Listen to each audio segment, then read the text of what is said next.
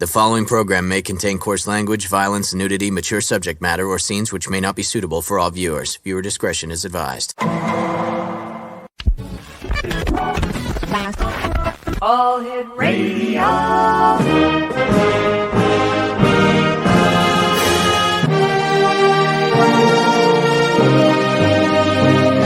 Welcome to the X Zone, a place where fact is fiction and fiction is reality.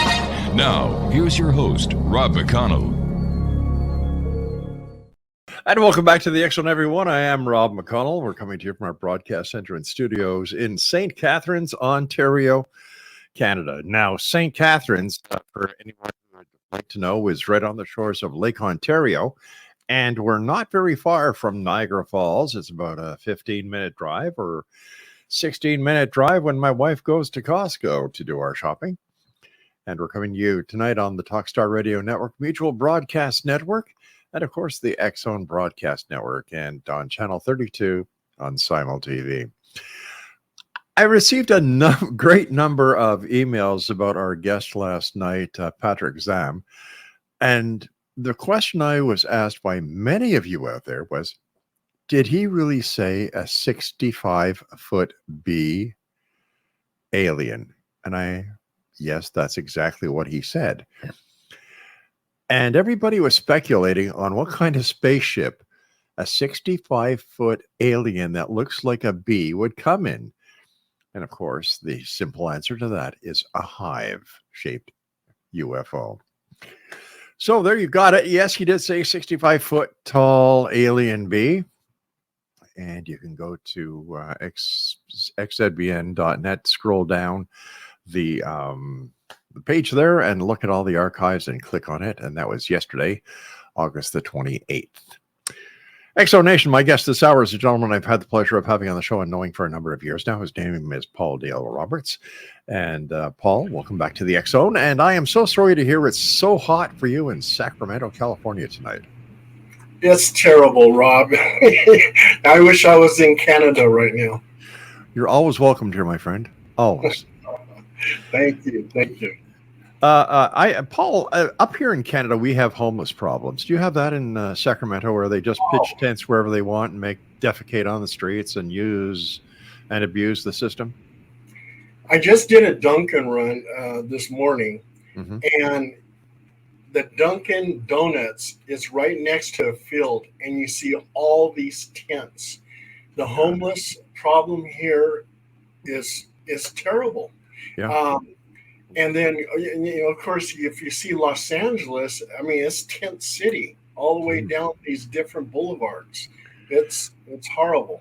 And I understand in New York City, they're really getting ticked off there because people are crossing the border, and the state of Texas is busing them up to New York City, the migrants, and there's no place for them to stay. Where was it? In Staten Island, I believe. No, can't be Staten Island, because Staten Island is where the Statue of Liberty is, right? It's a small borough. And the borough president and all the occupants are really upset because they're just the authorities wanted to put these migrants into a closed school, and that really upset the people to the point where the mayor, I believe, took them out, but got a court injunction to put them back in, and it's causing quite a chaos. I know here in St. Catharines, as well as throughout the rest of Ontario, we are having the same problems, and there's we're noticing a steep incline in fentanyl and other narcotic use, and I don't know what's going to happen. Paul, do you have any ideas? I have no ideas, but it's funny that you would mention about the homeless, because one of my most recent cases was a lady who lives in a home, and right beside her house is a creek, and it's called Banning Creek, and the homeless were camping out in this creek, and a lot of them died at the creek. Heart attacks. Really? Yes, heart attacks, fentanyl use, and everything else. I mean, drug use. And she was telling me that the creek was very haunted. And sure enough, we did an investigation at that creek and got EVPs, electronic voice phenomenon, And so that creek was haunted by the homeless. Have you ever heard of a creek being haunted before, Paul? In my investigations, and I've been on over about 2,000 investigations, there's areas throughout the world. I mean, like there's this granite quarry is haunted because miners were injured and died there. Creeks haunted. We had Gerald and Charlene Gallegos. They were serial killers, and they would kidnap these women and kill them and dump them by the creek. The creek itself, people have seen apparitions. Ghost hunters who have been there have gotten EVPs, including myself. I've gotten EVPs. So yeah, lakes right now, they a lot of ghost hunters are very attracted to Lake Lanier. Now, where is that? Lake Lanier is, I believe it's over in it's over in Arizona. Okay. And what am I saying? I got it confused with something else. I'm sorry, but no, it's a reservoir in Georgia. It's in Georgia, and Lake Lanier has all kinds of paranormal activity over there. Swimmers and fishermen who go to that lake say that there's these ghostly lake arms or hands that grab them and try to bring them underneath the water to drown them. So that's one of the things that's going on. They had this Lanier Lake boy that walks around by the lake, and he has a sinister smile. They have another thing called the Whisperers, and these are entities who call your name, but they whisper your name, and they try to entice you to go into the forest to do whatever, I don't know, to make you disappear or whatever, So, and also too, they have the Lady of the Lake or the Lady in Blue that's also seen by the lake. So there's a lot of people who have died at Lake Lanier. I think something like over 300 people. Holy cow. Yeah. And so that lake is very haunted, and a lot of ghost hunters are very much attracted to that lake and have been doing their investigations over there and stuff like that. They even have a cryptid. They have a Lanier Lake giant catfish that swims around there on the lake. So, yeah. Paul, you were saying that some of the people actually feel hands pull them down under. How can a ghost have a physical arms if you can't see them, or you don't get full-fledged apparitions when you're doing the investigations? Unless, like Einstein was saying, E equals MC squared. Yeah. Energy can turn to matter, matter back into energy. And perhaps because some of my investigations where they said that the ghost touches them, they feel something actually touch them, like a full hand, being scratched and everything else. So I think somehow they can materialize to a certain extent to be able to touch you and to scratch you and stuff like that. So that's my theory on it. Let's go back to the creek where the homeless are that's haunted. If somebody was to die peacefully beside the creek, would they haunt the creek or would they go to the other side? And what is the dividing line that allows one to either go or stay and haunt? From what I've seen from my investigations, that if they go into the light, they never come back. So in a lot of my cases where I'm blessing the home and I'm telling the entity to go into the light, if they go into the light, the occupant of that house will tell me that ghost is gone. It seems like they never can come back. They're in that dimension and there's no way out. So yeah, it's in those type of situations, especially when I do a blessing in the house on something demonic, I say they don't go into the light, but I tell them to go to wherever they came from. And I usually ask for God's angels to, help me in sending them to the light or sending them to a dark place where they came from, like a demon or something like that. So, based on your many years of expertise as a paranormal investigator and a ghost hunter, Paul, why would a ghost rather stay here than go to eternity and live in bliss, or where they don't have to put up with the crap they do here? Yeah. Let's say like a grandmother dies. Okay. Right. And her granddaughter is having a baby. And she passes away, but she knows that her granddaughter is pregnant. So she wants to stick around and be an angel to that baby. She doesn't want to go into the light. I see. Or they have unfinished business, so they don't want to go into the light. So in some of my cases, I had this one case where the ghost didn't want to go into the light. I said, go into the light. And on the EVP, she basically said, no, I don't want to. And I said, why don't you want to go into the light? Yeah. And she says, I'm protecting my daughter. Oh, I see. Oh, okay. And it was a confidential case, but in that case, and I'm not going to mention any names, Understood. but the daughter had an abusive husband. Ooh. So this ghost, her mother, didn't want to go into the light. She wanted to watch over her daughter because of the fear that her husband could do something physical to her and harm her. Paul, stand by. We've got to take our first break. Exo Nation, our guest this hour is Paul Dale Roberts. And you can find out more about Paul on Facebook just by typing in, once you get to facebook.com/Paul Dale Roberts. This is the X Zone. I'm Rob McConnell. Paul and I return on the other side of this break. Don't go away.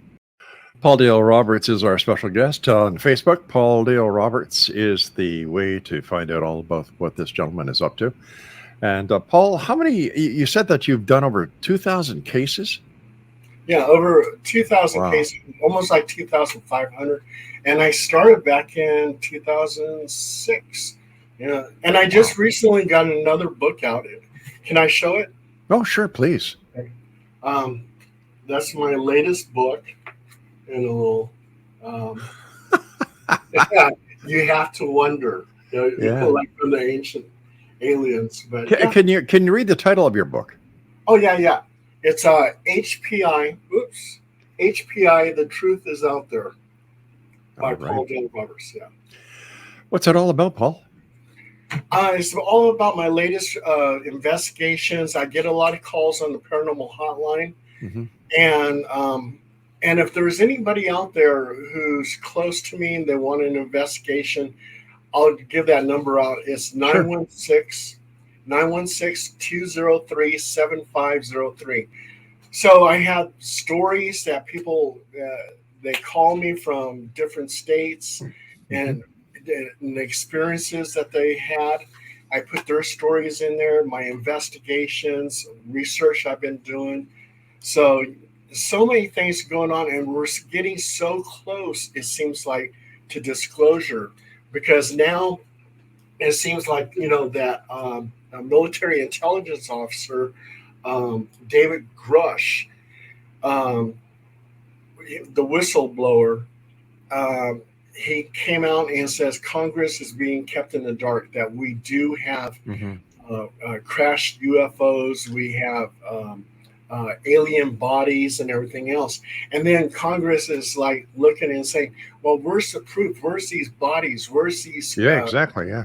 Where's the debris and everything else? Well, since I was in military intelligence myself in the Army, when those 6 photographs came in that I saw, and I was a 97 Bravo intelligence analyst, the 6 photographs that I saw of various UFOs taken by our reconnaissance satellites and our reconnaissance aircraft, those photographs on the back of them said intelligent movement. Those photographs, I couldn't steal them because I would go to jail. I would be at Fort Leavenworth. I couldn't make a copy of it because, again, I would go to jail. But testimony such as the information that David Grush put out is considered as evidence. If it was a murder trial and he says, yeah, I saw Joe Blow kill Jane Doe, well, that would be evidence. That would be his testimony saying that he witnessed a murder. So he can't produce the bodies. There's no way he could sneak a body out of a military installation. He can't take out alien debris from a spacecraft. So yeah, they'll never actually have that type of evidence. Something that I found rather strange was whenever somebody in Congress hit him with a question that was to prove his point, he said, well, I'd like, basically, I can't talk about here. I'll talk about it in a secure setting.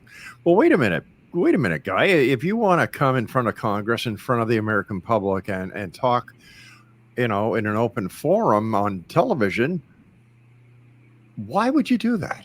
Why would you say, oh, I've got the evidence, but I don't want to tell you? Wasn't he there to expose and to show there, or to tell the people what he saw? So why the secrecy? Yeah, that frustrated me, Rob. Yeah, that's exactly what you were saying, that he was saying. That, yes, I was totally frustrated with that. It's like, okay, you want to bring this out to the public. You want to bring out a disclosure. Well, do it. You don't need to take someone into a private room and talk about it. Yeah, I don't know why he did that. That was very confusing. And it's funny, here we are, 3-4 weeks later, and you don't hear about anything anymore. You don't hear about David Grush. You don't hear about anything. And I'm sure it's rather frustrating for people like you who investigate these kind of phenomena to finally believe that disclosure is so close, and yet the closer we get to disclosure, it seems the further we get. Yeah, it is very frustrating. And then I've been really paying attention now, because India sent out that moon rover. Yeah. And there was a lot of things on the moon that looks like artificial structures. Like they have a 3-mile tall artificial, well, it looks like an artificial spire. If it's 3 miles tall, that's very high. Why hasn't anybody been to that part of the moon to find out what that structure is? So I'm hoping, since India has a moon rover out there, if they do take any kind of photos of artificial structures, will they release it to the public? Will they take a different step than what the United States does? Because I think the United States covers up a lot of photographs from the moon and what they've captured on there. So, yeah, I'm hoping India will release anything that they discover out there. What's India doing up there anyway? Well, they're over on the South Pole surface. So basically, I guess they're looking for water. If there's water areas on the moon, and they believe it would be by the South Pole. The fact that the United States is very tight-lipped about what it finds and what it doesn't find, could that be part of national security, because they don't want the other countries to know, especially the countries that are not friendly to the United States, want them to know what they're up to? That's very possible. I guess, like, if India released anything that would be mind-blowing, you would be afraid that another country would jump on it. And I don't know. So yeah, it seems that way. When it comes to moon real estate, is there any way that another country could actually claim the moon as its sovereign territory? I believe that, like China, when they get to the moon, they'll probably try to do that because they seem like they want to buy up everything. They want to buy up things right here in America. Yeah. So, and I heard that they now own Burger King. So it's like, yeah, it's very possible. I mean, it'd be very territorial. And yeah, when Russia probably will make a claim somewhere on the moon, if not the whole thing. So does that mean when we go to Burger King now we're going to get a set of chopsticks with our every meal? Probably. Oh my! I'm probably going to get into a lot of heck for that one. But what the heck? Hey, freedom of speech, freedom of the press. Yeah. In your opinion, of the 2,500 paranormal investigations that you've done, what, in your opinion, Paul, is the most interesting investigation that you and or your team have done, and where? Well, we did Skinwalker Ranch. We did Area 51. I thought those were really interesting. Skinwalker Ranch. I don't know if I discussed this before, but anyway, when we went there, we went to the Utah Valley, and that's where Skinwalker Ranch is. We didn't go to the actual ranch, but we were in that valley.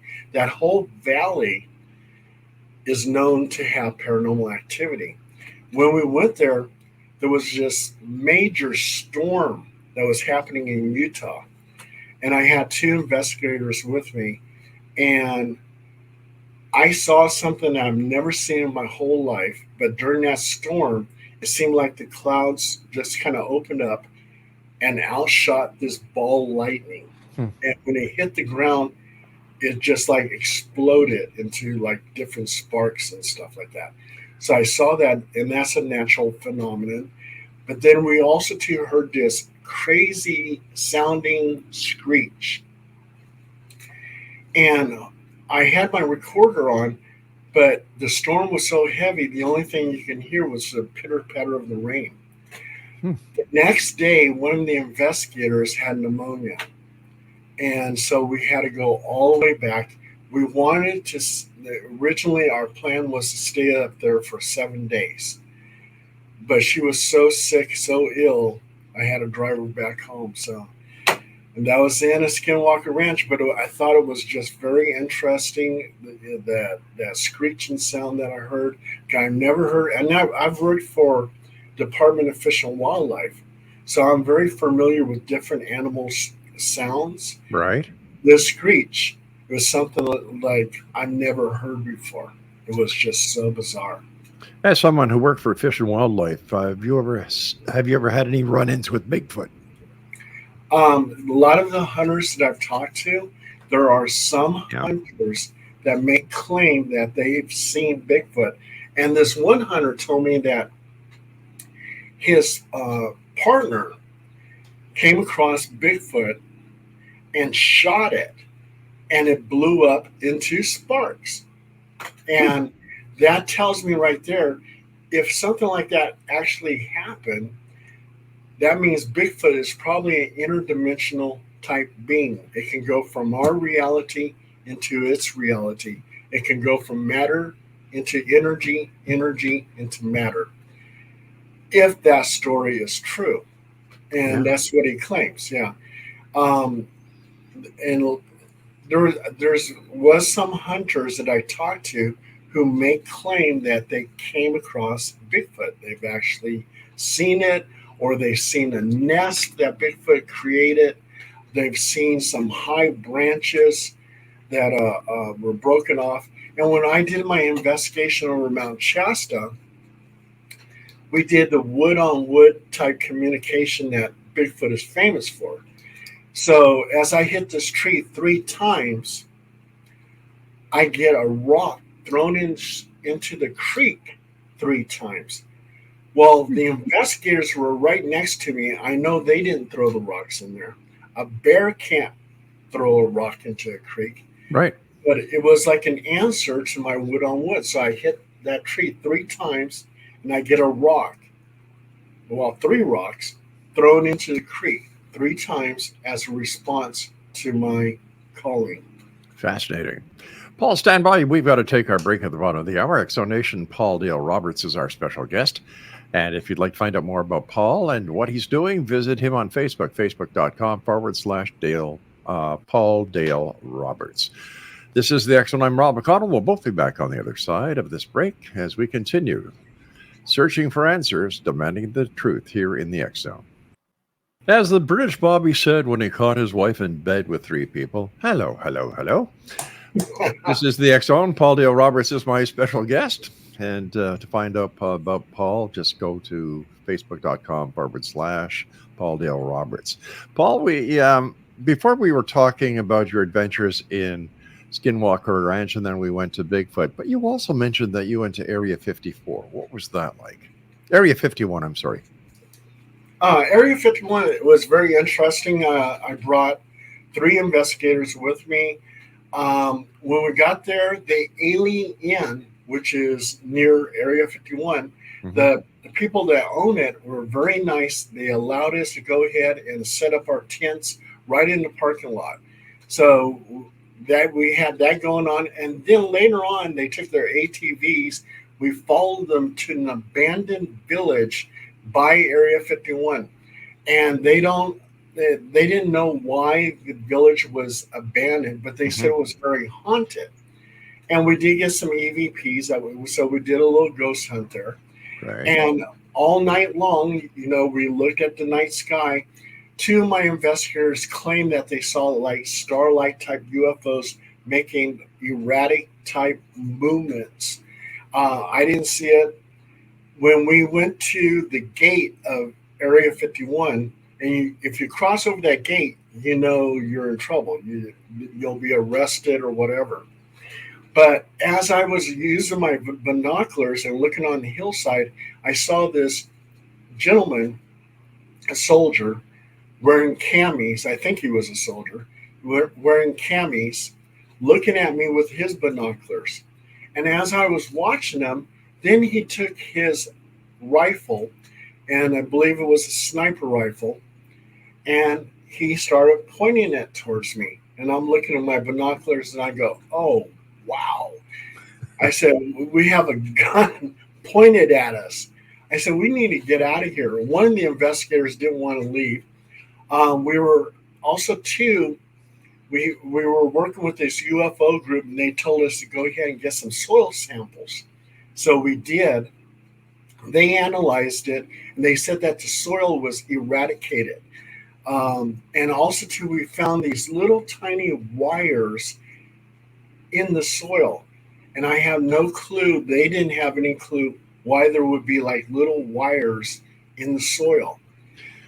So now, these samples were on the public side of the fence? Yeah, on the public side. Yeah, not inside. Or I probably would have been shot by that sniper. But glad you made it. But as we were driving out of there to the investigators, and I'm looking straight down the road. I'm not looking to the side here. I'm not driving crazy like that. But they claim they saw a UFO on the hillside. I didn't see it. Okay. And when they tell me things like that, if I didn't see it, it's like I'm really bummed out, because they looked very sincere, and they said that they saw a UFO. Okay. They didn't take a picture? They had their cameras. They were snapping pictures, but they didn't capture anything on the camera. They said the UFO was too fast. So we also, did 2 interviews at the Alien. And we talked to this one gentleman who claimed that he at one time worked at Area 51, that they would escort him in a bus with blackout windows to Area 51. What was really interesting about this gentleman, he said that Bob Lazar, he actually seen on the bus, and that Bob Lazar was actually dropped off at S4. And he was taken to another location at Area 51. So he said Bob Lazar says that he worked at Area 51. He did. And then another person that we interviewed at the Alien was this woman who claimed that there's lot of sonic booms that go on. Okay, Mhm. that's natural. They got experimental aircraft, Yeah. but also too, she saw like a craft that came to her eye level, and there was a pilot in this little globe type enclosure, Mhm. and he waved at her, and then zipped up straight into the sky at an incredible speed. And she claims up and down that this actually happened. And that was my experience at Area 51. So where's your next adventure? Well, I've been, as you know, I think you know, I'm also to the location scout for Northern California for Ghost Adventures. So I've been working on cases for them, and I've got them a case at the Rudolph Valentino house. Rudolph Valentino, the actor. The house is over 100 years old on Roosevelt Street. So, Ghost Adventures, if you see them on that episode, that case came from me. And then also, too, the Bodie Hotel, which was actually moved from the town of Bodie. The town of Bodie is very, very haunted. I've actually been to Bodie. We Right. got all kinds of evidence over there. And they actually moved the Bodie Hotel into a different little town. And so they're working on that case too. So I've been doing that. Um, as for the investigations I've been doing, we did a demonic case in Galt. This gentleman who lived in this house in Galt was possessed. He says that this entity messes around with his neck and squeezes it and all kinds of stuff. When I do cases where I bless a house, I also too do a basic form of exorcism, which is a full submersion baptism. When I first started doing this, I doubted myself, but it seems like I'm about 80% successful in blessing homes and getting attachments, demonic attachments, off people by doing full submersion baptisms. So I did a full submersion baptism on him, and he says I was successful, that the demonic entity is gone. I had another case where I wasn't successful. I did a full submersion baptism on this lady named Vicky in Calistoga, California. And she claims that 3 incubus have been attacking her.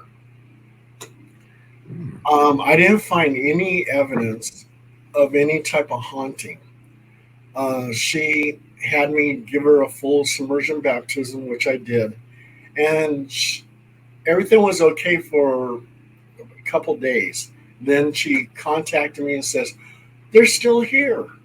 So that was one that I'm not successful with. And so what I did was I sent her over to the church, and the church is handling it now.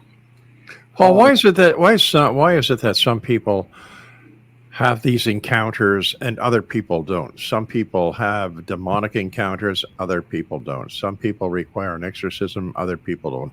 How come there's no set benchmark about who gets what, when, where, and why, and how? Just like all these investigations I've been to, and I've seen some crazy things, Rob, especially in my demonic cases.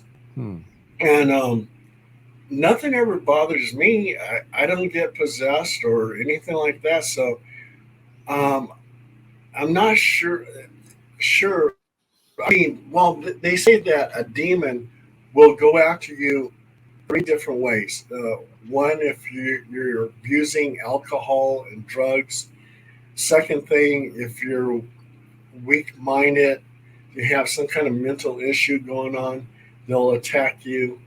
And if you're having very bad moods where you're depressed all the time,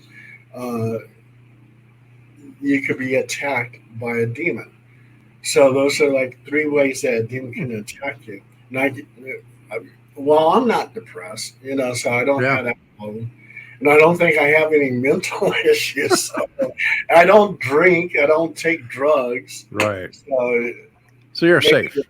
Yeah. So basically, yeah, because I've been on a lot of demonic cases, and they don't get attached to me. So. We've got to take our final break. Paul, stand by. Exonation. Paul Dale Roberts is our special guest this hour. Go to facebook.com/Paul Dale Roberts. And all the information about the great work that this gentleman does is right there for you. And also, if you would like to talk to Paul about a paranormal case, Paul, I believe the number is, I wrote it down fast, so please correct me if I'm wrong, 916-203-7503.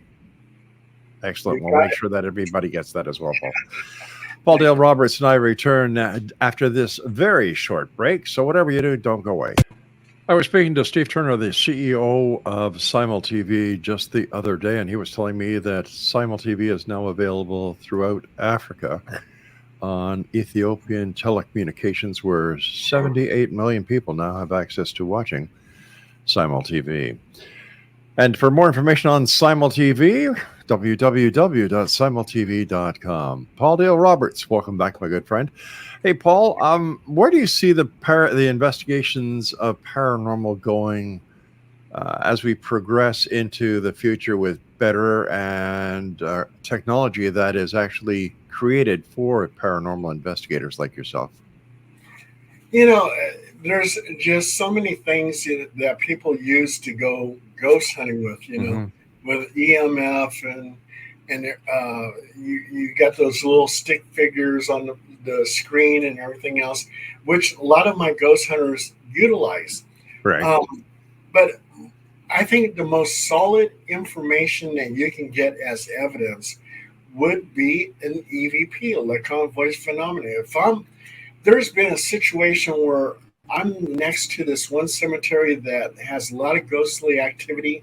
I'm sitting in my car and I got my windows rolled up. The only thing you can hear is like if I'm coughing or something like that. And I say, on my recorder, I said, is there anyone here? And I play it back and it says, I'm right here. I mean, it was like probably sitting in my back seat. I mean, that is solid evidence. There's nothing that you can dispute or anything like that. So, and also too with photographs,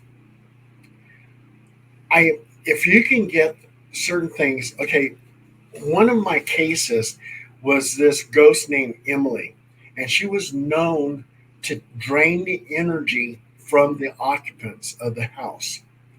And one of my investigators said, Paul, he goes, I need to sit down. He goes, I feel drained. And I said, I wonder if Emily's doing that. So, and this was great evidence. I'm about to tell you. I said, Emily, if you're listening to me, kiss him on the mouth. And I take a picture, and sure enough, there's an orb at his mouth. Wow. And then I said, Emily, if you're listening to me again, I had two other investigators with cameras. I said, sit on his lap. I snapped a picture, my investigator snapped a picture, and we get an orb hovering over his lap. And I said, now that is evidence. That's the kind of evidence I want. So when I go to an investigation, I'll do something as simple as I'll put my hand on the wall, and I said, if you're listening to me, appear by my hand. And Rob, if the house is haunted, sure enough, I'll get an orb on my hand. I have photos showing that. It was like, wow, that's amazing. That's the kind of evidence I want. Hey, Paul, as what happens every time you're with us, time goes by so fast, my friend. First of all, thank you so much for joining us. And I look forward to the next time that you're back with us here in the X Zone. At X Zone Nation, if you'd like to get more information about Paul, go to facebook.com/PaulDaleRoberts.com or give a call to 916-203-7503. That's 916-203-7503. Paul, take care of yourself, my friend, and happy hunting. Thank you so much, Rob, for having me. It's been a pleasure. Take care, buddy. And X Zone Nation, I'll be back on the other side of this short break as we continue talking about UFOs with Jeff Krause. He's a member of MUFON, and we're going to be talking about things that fly in the sky at night. And I don't mean witches, mother-in-laws, or... Did I just say mother-in-laws? Yeah, I did, didn't I? Mother-in-laws or upset girlfriends. I'm Rob McConnell. This is the X Zone. We'll be back after these breaks and the news. Don't go away.